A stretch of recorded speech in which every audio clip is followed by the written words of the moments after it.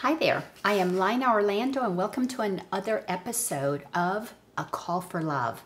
This is a time when I get to share some information with you because I have found that spirituality needs to be made simple and practical for it to really transform our lives. And as a student of A Course in Miracles and a teacher of A Course in Miracles, I want to start this lesson or this particular segment with a lesson from the Course in Miracles, and it is number 254. The title of this lesson is Let Every Voice But God's Be Still in Me.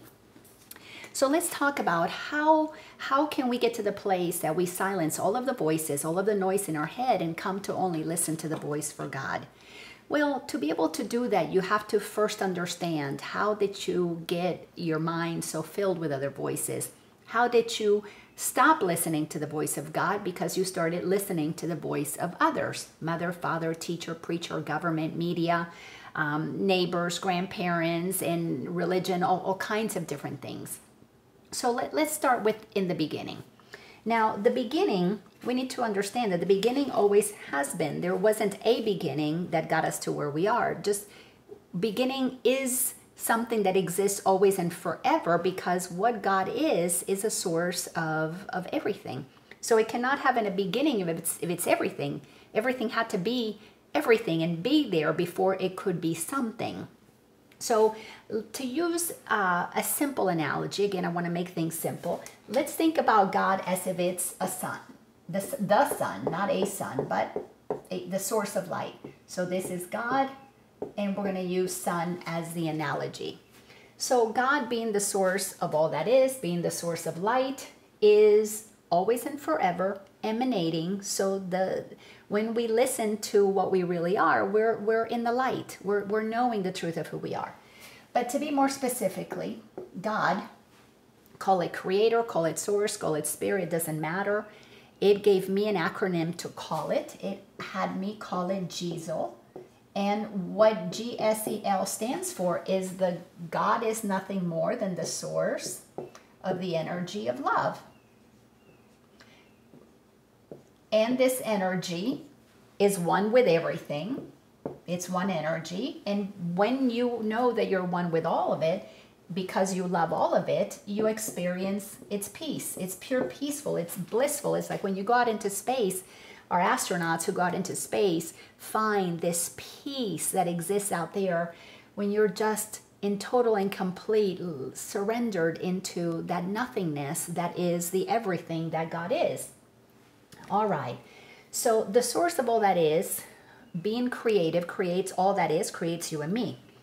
Now, this infinite source, for us to have the experience of being a human, we, in essence, descend from the high frequency of what love is, of what this non-physical energy is.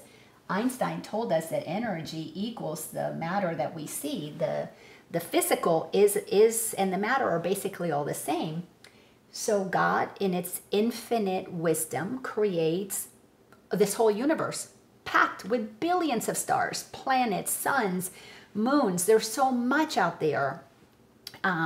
This is an infinite creator, but our mind gets trained to be only here on planet Earth.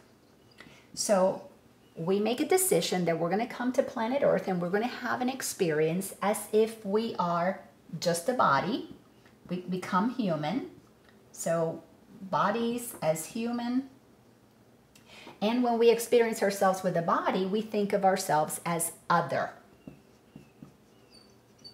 When we're thinking of ourselves as other, we're focused on our body, we are operating from a level of, well, there's you, there's me, there's a sense of I got to take care of myself, protection kicks in.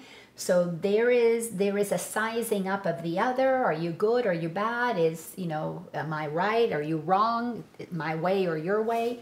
So we cultivate this sense of duality, and that is because there's two of us, so there's otherness.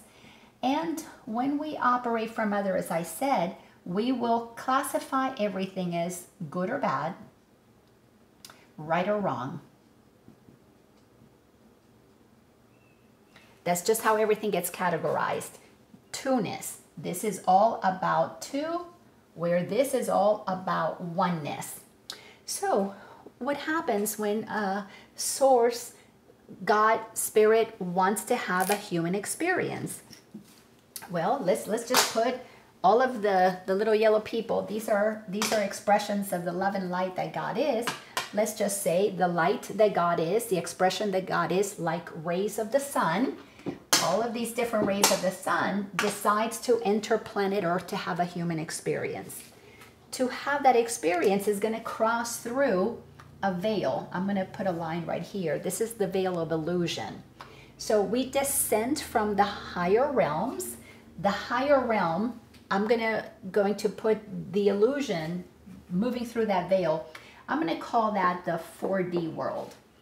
Above that, 5D, 6D, 7D, 8D, and on and so forth, up until infinity. And we enter into the world of 3D, the world of humanity. The 2D, the 1D, those are the realms when planet was being formed. We were the one-celled amoebas, the one-celled animals. There was not a whole lot around in the beginning of the earth, because it does have a beginning point, but what is God has existed always and forever. So as a soul that chooses to incarnate, we're always listening to the voice of God, because we're extensions of the voice of God. Like the sun has rays of light, that ray of light emanates from the sun.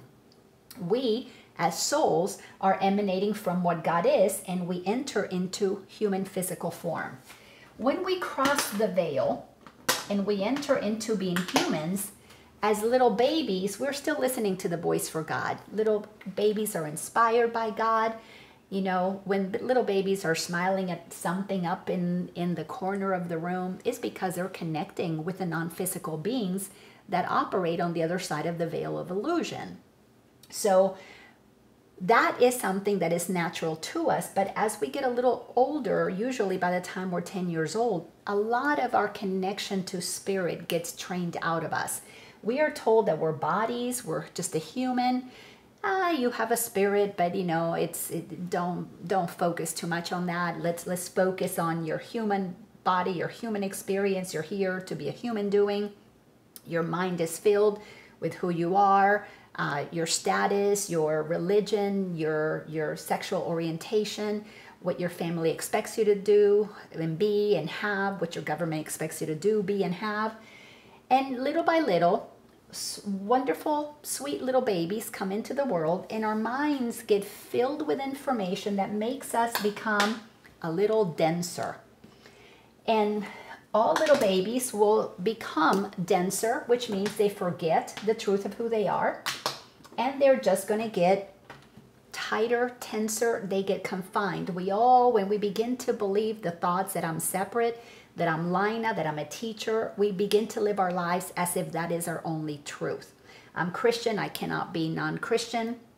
I'm rich, I cannot be not rich. And if I lose my money, then I go through a lot of suffering, because what was right to be rich then becomes wrong because I'm poor.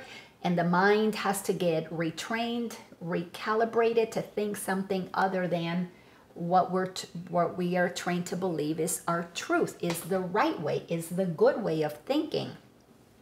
So by the time we're 10 years old, we have already lost some of our ability to tap into that light. So we get a little darker, but by the time we're definitely 20 years old, we get really dense. The light that we are becomes pretty dense, and we become quite condensed and believe that all we are is humans right here. Well, when a baby is born, when a child is born, a ray of light enters into the planet. Planet Earth is a playground. It's a place to come and play and connect with other beings and co-create and collaborate and have fun. It really is supposed to be a fun and easy experience. But when we've been here a very, very long time, and generation after generation, you're born and you're taught that you're just a human. You're given an idea of who's other from you, who's your enemy, who's your, who you're close to. It operates from people who have power, people who have less power. The world of the ego in the world of duality focuses on having a master, Now, the interesting thing about a master is that in the beginning of let's just go back to the times of the Greeks. There were a lot of masters. You know, we made gods of, the Greeks made gods of the weather, gods of the ocean, gods of the moon, of the sun, of the elements.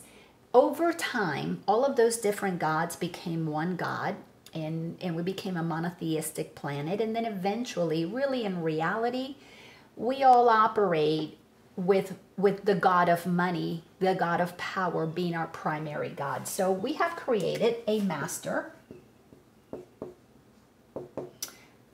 created a god out of power and money.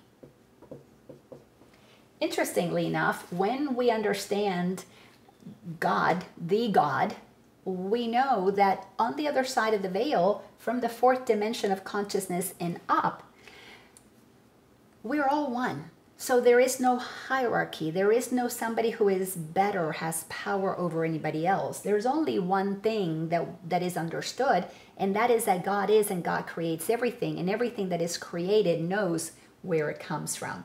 So nothing that is created believes that it is better than anything else, believes that it is better than God. But when we drop through the veil of illusion, we enter into the realm of otherness, and we go into specialness. We categorize each other in good or bad, right or wrong, as I said earlier. And the ones who are right have power. The ones who are doing it, you know, who are good, get paid more, get the money. So in operating inside of the realm of separation, and we're only humans, we have accepted a very dangerous game. And that is the game of hierarchy. And when we, over millennia, century after century, generation after generation, decide that there is a master, and I'm going to symbolize that master by those who not only do they descend from their connection to source as little children, they begin to get trained out of the truth of who they are, divine beings. They begin to think that they're just humans. They condense themselves into this idea of total separation, but then their mind gets trained into believing that they are the rulers, that they are the master, that all they're here to do is search out, seek out more power, more money. For most people, that happens to be through, you know, through business, begin to have positions of importance and make a lot of money, produce products and services that help people. Then eventually, through time, you begin to feel more and more isolated, separated from, you know, the little people down there, and you move into the higher realms of power and money.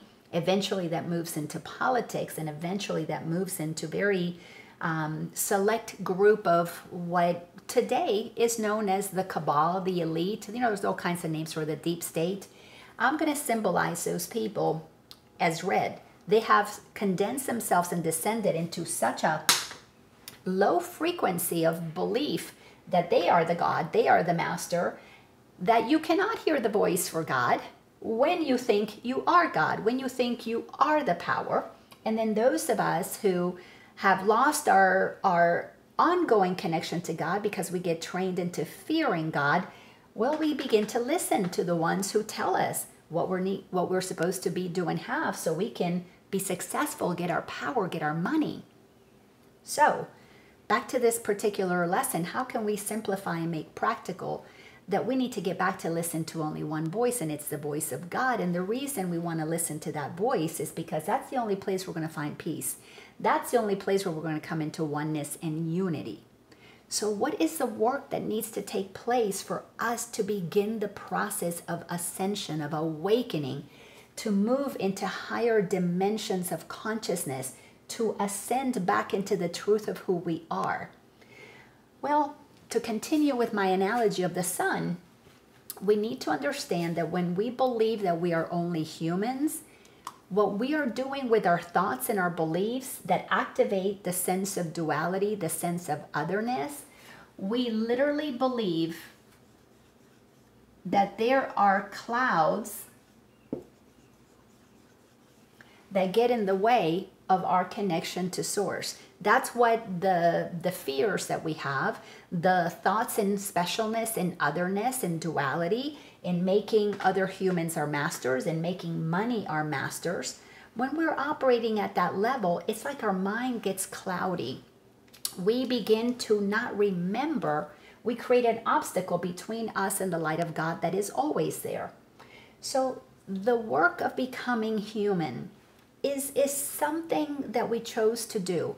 We descended from the light, condensed ourselves into having a human experience, and we descended onto planet Earth to create a sense of separation.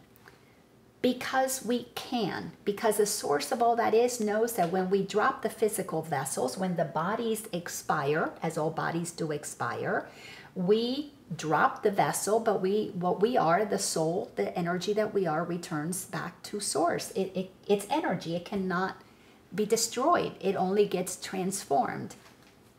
So while we are in human form, when our mind is trained into listening to a source of power outside of us, it starts with our parents, and then goes on to the teachers and the preachers and the government, the media, the spouse, the all kinds of external sources that begin to tell you that they have something that will keep your body safe, that will keep your body happy, that will keep your body healthy, that will give you pleasure, give your body pleasure, that will give you love.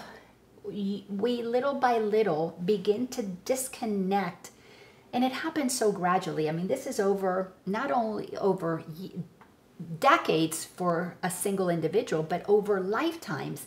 Because if you think about this gradual process, we have descended. We used to be so much closer to God. As beings like the Lemurians that were here on this planet, I think I've heard like 50,000 years ago, we operated at a level of high frequency. The people who lived in Atlantis operated at high levels of frequency. The Egyptians operated at high levels of frequency. But humanity systematically has been condensing and densifying themselves, because when we listen to the thoughts that are taught to us by others, we cultivate something that is called the ego mind. And the ego mind is nothing more than thoughts and beliefs that cloud our mind, cloud our perception, are in the way of the truth of who we are. So if you know that you are light, if you know that you're love and one, and you operate at that realm, well, you might have a body, but your ego mind is not trained to think that you are other than that. Your ego mind is not trained to hate, to judge, to be jealous, to think inferior and superior. You operate, this is where beings like Jesus operated from the realm of being in the world but not of it. And he operated from the realm of knowing his connection to God, but he knew that he was not a body. He was free of a body, because that's why he didn't object to being crucified, because he knew the body was going to get crucified, but his eternal energy was only going to get transformed. So back to this lesson, let every voice but God's be still in me. Well, today we're in the middle of some incredible challenges. In June 2020, we're in the year of 2020 clear vision. This is the year for us to really see what's been going on that has kept humanity stuck inside of the density of believing in separation and believing in things like racism, like specialness, like haves and have-nots, those who deserve, who get to make a lot of money, systems that support money going up to those who are operating at higher levels of power. This world has gotten turned upside down. That's why the ones who really run the world are the ones who are the lowest in density. They operate from the greatest fear, actually, of anybody. The 1% of the 1%, they operate in an incredible fear that if those of us who begin to understand that we're not separate from one another, that we don't need to listen to an external voice for authority, that there's a voice inside of us that is the voice of authority, those of us who begin the journey of awakening, we begin to move away from the narrative that is being sold to us. We, in essence, move up to a higher frequency of consciousness, to a higher frequency of of clarity, we come a little closer to God. What these are doing is we begin to break through the veil. We begin to break through some of the clouds, and we begin to create an opportunity for us to hear more clearly the voice for God, which means you got to stop listening to the voice of the ego, especially the voice of external authority. Right now with COVID, right now with the riots, with loss of jobs, people fearing because they don't have enough money, there's a lot of voices going on in our head that are activating a lot of fears. Because when you operate from the ego, you're operating always and only from a sense of fear, because you don't feel safe. There's an other that can do something to you. There's another who could do something wrong to you. So there's a lot of fear on the planet right now. Our brothers and our sisters, our holy brothers and sisters, are operating at a level of density that is frightening for so many. One of the reasons I am doing these talks is because I want to give as much information as possible to help people remember that everything is either love expressing itself, you come into the planet to bring love, or love so suppressed that all you feel is fear, that all you fear is concern, jealousy, betrayal, judgment, greed.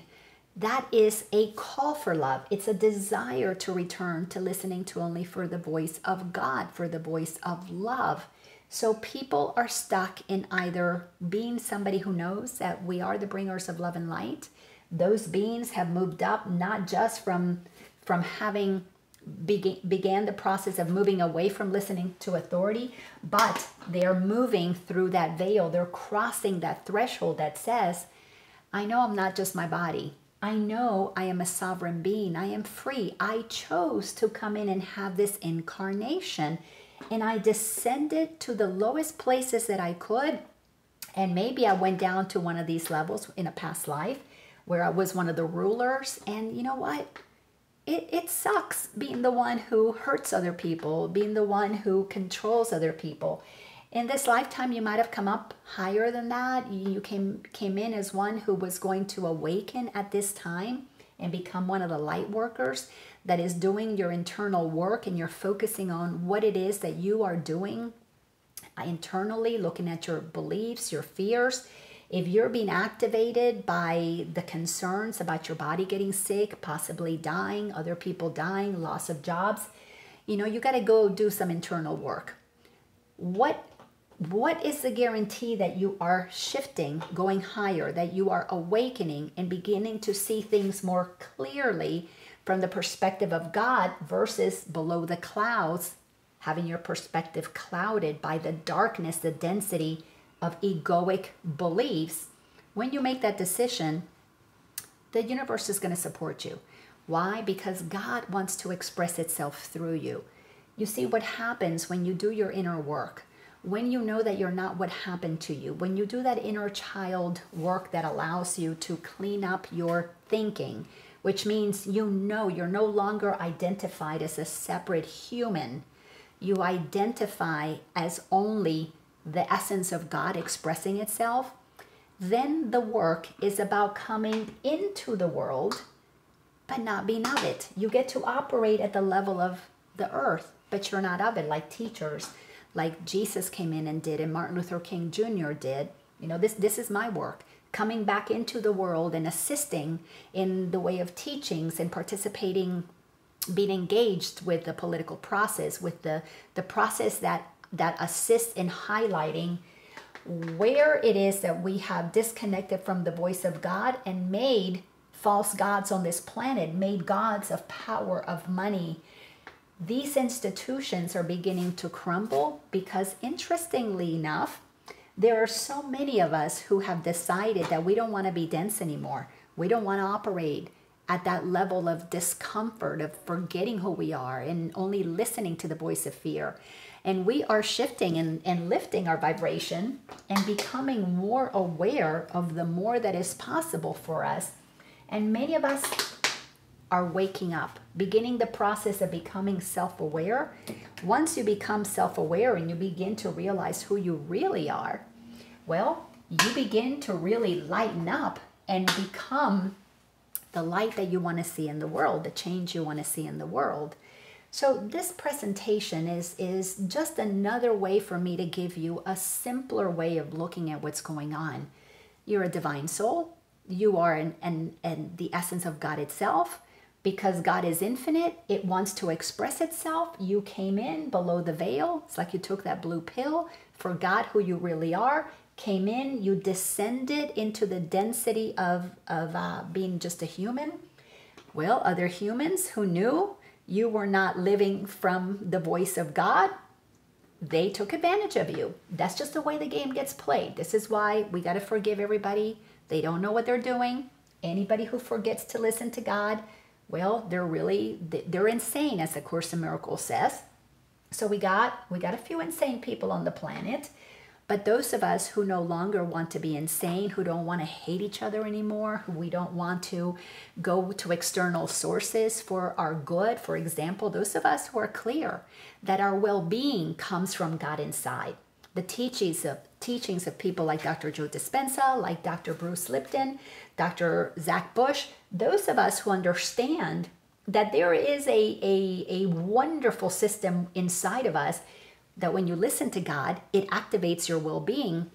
Well, we don't want to listen to the voice of authority telling us to be afraid of a virus or telling us to be afraid of one another. You know, once you break free from those who think that they have money and power and control you, well, you begin to become somebody that ascends into the truth of who you are. The clouds part way. You begin to move out of the density. This is what taking the red pill is all about, like in the movie The Matrix. To take the red pill is to bust through the illusion, no longer clouded. Your mind is no longer clouded by thinking that your rulers are the ones who are the densest, most disconnected people on the planet. When you take the red pill, you're ascending to the frequency that God is the only voice you want to listen to. Let me read this lesson from A Course in Miracles. And again, this is lesson 254. Let every voice but God's be still in me.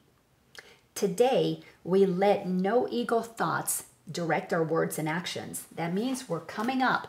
We're not going to let the ego, these rulers, tell us what we should believe and not believe. We're not going to listen to the voices in our head. We're not going to listen to their voices in our head. We're going to make a progression to go and do the necessary work, the introspection, the contemplation, the meditation, the healing work that is necessary to remove the clouds in our head, to remove the obstacles in our head so that we can listen to the voice for God. So today, we let no ego thoughts direct our words or actions. This is a very deliberate choice. When such thoughts occur, we quietly step back and look at them, and then we let them go. And we let them go through a process that takes time. We have to remember that this is what we are, and then we have to look at that and make a decision to begin to let go of thoughts that separate us, that are dividing the world into good or bad, right or wrong, us and them. And it's a process that takes a while. By a while, it could take years or decades to allow the mind to be unclouded, to let the rays of the light, the sound of the voice of God to reach you. We do not want what they would bring with them, the voices in our head, the voices of the ego, the voices of external authorities. And so we do not choose to keep them. Very deliberately, we're going to let that go. We're going to ascend to a higher frequency. We're going to listen to only the voice for God. They are silent now, the voices of the ego, and in the stillness, hallowed by His love, God speaks to us and tells us of our will as we have chosen to remember Him. You know what's really interesting? When you begin to cultivate a relationship with God, when you listen to only the voice for God, what becomes very clear, not only are we one with each other, but what God wants for us, what God wills for us, why God created us, is to become the bringers of love and light to the planet. You see, when we descend into the density of the ego, maybe some people might even go to this place of thinking that they are the God of everybody. you begin the process of ascension, the process of awakening, and you begin to lighten up your consciousness. That's why they call it enlightenment. You begin to lighten up the thinking in the head. You're removing the clouded misperceptions. You're letting go of the fear-based thinking, and you ascend to the truth of who you are, to the light that you are. What God wants for you is for us to become the bringers of love and light to the planet, for us to then begin to come down and take over this planet. And you know, that's where we're headed. We're headed to the 5th dimension of consciousness. That means we are going to be elevating the density of this planet from a world of separation. We're going to walk through what I'm going to call this 4D bridge is in essence a bridge, like a stairway to heaven, to a higher frequency.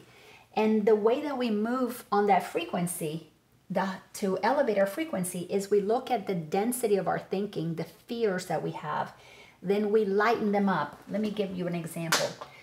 You know, you descend as the truth of who you are, and then you condense into your ego thinking. Well, this is the reversal process. You got to do it the other way around. So you have to look at the thoughts that divide you from other people, that make you believe that you're different, and some are good and some are bad, based on race, on gender, on sexual orientation, on religion, on socioeconomic status, on where you live in the world. The world of the ego in density is about separation, division, and pitting each other against one another, keeping the fights going, like between the Israelis and the Palestinians. To keep that constant fight going is to keep your mind so busy and distracted with the voice for God, because you're listening to the voice of some master down here who's training you to keep you, to keep their power. They want to be the ruler, the prime minister, the president, or whatever they might want to be, so that they can stay in power and keep money. Why? Because anybody who maintains separation between us, brothers and sisters, holy brothers and sisters, does it because they get money and power. Nobody who is connected to oneness, to love, would ever pit us against each other. That's not possible. So through the ascension process, we need to decide that we want to listen to only one voice. But we need to clean our consciousness. We need to remove those clouds. We need to bust through that veil of separation, the illusion that we are not one. I hope this helps in some way. I try to make it as simple as possible. If you like what I'm sharing, please subscribe to my YouTube channel and click the little, I think it's a little bell, so that you will be notified when I put up other YouTubes, and share this with other people. It is very clear for me, once I did my journey, and my journey is a journey that is complete in one direction. I am under no laws but God's. I have done the work of remembering the truth of who I am. I am the Father of One. I am very clear of my eternal nature. I don't need to train my mind into that. The work that I'm doing is the work of coming back into the world, to be in the world, to teach, to share, to open my heart more and more, to bring love and light to the planet, to bring all of the teachings God has given me that has assisted me in returning my mind to right thinking, so that from that right mind, I could open up my heart in service. So I do this because you are my brothers and my sisters. I don't have anything that you cannot access, because all of us have the same voice inside of us. If there is any difference between us, may just be with the level of work that I've done. But that doesn't make me different than you. It just makes me somebody who has opened up to receive the truth of who I am. And I want to make it simple and practical for you to use it as well. Why?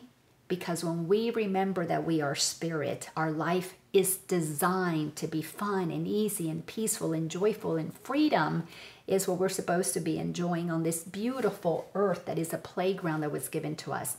A few have forgotten that. The many have believed what the few are attempting to tell us, that keeps us distracted from hearing the voice of God. But if you have that burning in your heart, if you're feeling you're one of the ones who's awakening, who's becoming self-aware, and you like what I share, please come here often and receive this information on my website at lainaorlando.com. I have a free presentation called The Soul's Journey that goes into more detail in how our mind gets conditioned and trained into believing only the voice for external sources of authorities in the world, and what it is that we need to do to reclaim our sovereignty, to return our mind back to alignment with God. This is not an easy process, but it's a simple journey. This is not quick, but it's one of those things that is worth however much time it takes, because when you reach the place, as I am in, where you are grounded in the truth of who you are, my goodness, this journey of service to others, of assistance to the ascension of the planet, it just doesn't get any better than this. So enjoy this presentation. Thank you for being here, and just remember, you really truly are magnificent. You are a child of God. That you remember it or not, you know, it's not a bad thing. But if you're wanting to remember, let me help you. If my teachings make sense to you, if they don't, that's okay, no big deal. There's lots of us on the planet assisting others who are ready like you. Thanks a bunch, and have a magnificent rest of your day. And no matter what, remember, we are one. Bye-bye.